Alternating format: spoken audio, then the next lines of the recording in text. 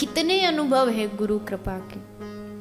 एक साधु बाबा जी उपदेश दे रहे थे कथा में कि गुरु भव बंधन छुड़ा देता है, बंधन छुड़ा देता गुरु।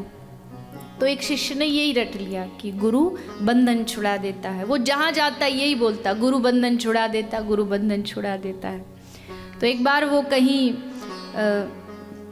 किसी स्थान पर गया, काशी इत्यादि, तो वहाँ एक तोता था, पैरट, एक पिंजड़े में बंद था।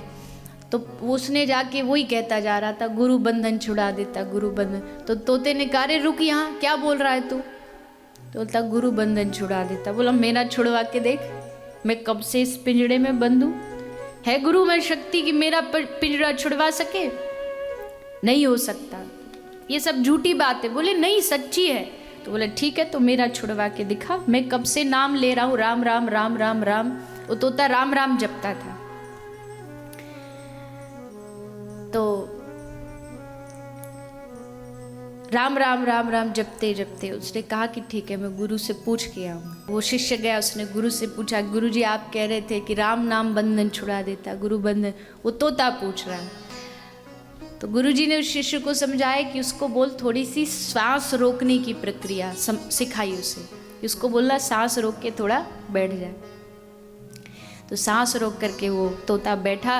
अब जैसे सांस रुका, जो तोता का मालिक था उसे लगा कि ये तो गया, तोता गया।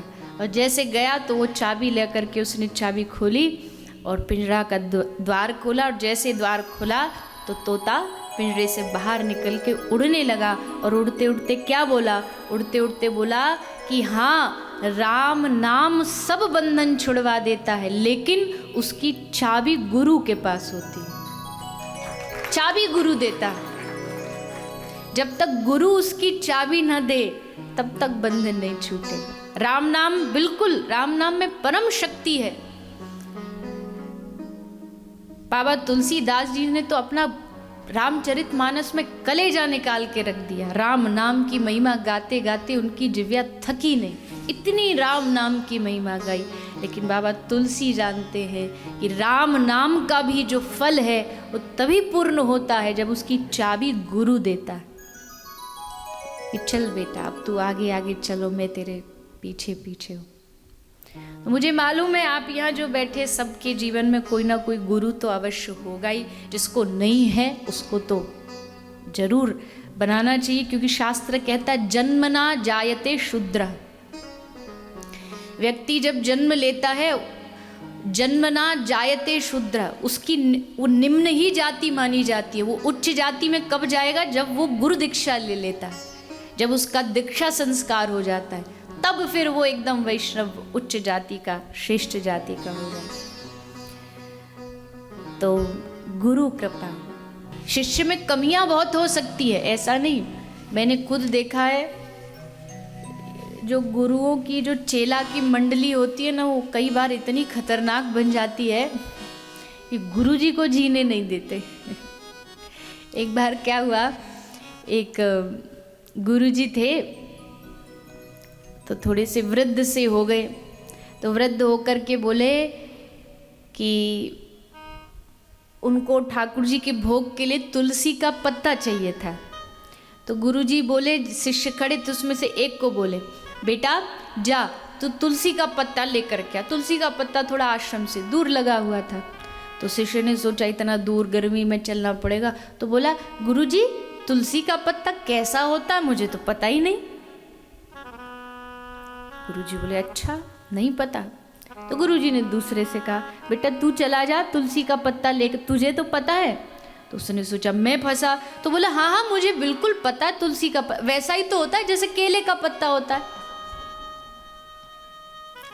गुरुजी बोले, अच्छा तो मतलब तुझे भी नहीं पता? बोले नहीं। गुरुजी बोले, तुम दोनों को नहीं पता? नहीं। अब वो सोचे बच गए, और गुरुजी भी गुरुजी थे। तो गुरुजी बोले, अच्छा नहीं जानते? बोले नहीं जानते। तो ठीक है, एक काम करो, एक हमारा तख्त यहाँ से पकड़ो और एक यहाँ से पकड़ो, दोनों हमको लेकर के वहाँ जाओ, हम बताते कैसा होता है। अगर तुम शेर हो तो गुरुजी सवा शेर है, तो छोड़ेंगे थोड़ी तुम्हें। तो कई बार हम देखो क्या होता है ना, संसार में चालाकी हम इतनी करते हैं, इतना छल कपट करते हैं कि हम फिर भगवान और गुरु के सामने भी वैसे ही बन जाते हैं। गुरु के सामने छल कपट करना शुरू कर देंगे। गए गुरु जी के पास, वो दूसरे अपने गुरु भाई की शिकायत करेगा, गुरु भाई तीसरे की करेगा, गुरु जी बेचारे क्या करें। लेकिन इन सब छल कपटों से दूर होके एकमात्र गुरु चरणों पे विश्वास, मैं जैसा हूँ तुम्हारा हूँ, हे गुरुदेव मैं अच्छा हूँ, बुरा हूँ, पापी हूँ, कपटी हूँ। और गुरु के लक्षण क्या? जई कृष्ण तत्व वेत्ता होए सही गुरु होए। गुरु कौन? जो कृष्ण की बातें करे, जिसको देखे उसी को कृष्ण उपदेश, भगवान नाम का उपदेश दे, वही गुरु है। और गुरु बनाने से लाभ क्या होता है? एक बड़ी छोटी सी बात से समझ लेना, बहुत छोटी सी बात। मान लो एक कोई छोटी सी चींटी है। चींटी को क्या बोलते हैं गुजराती में? कीड़ी।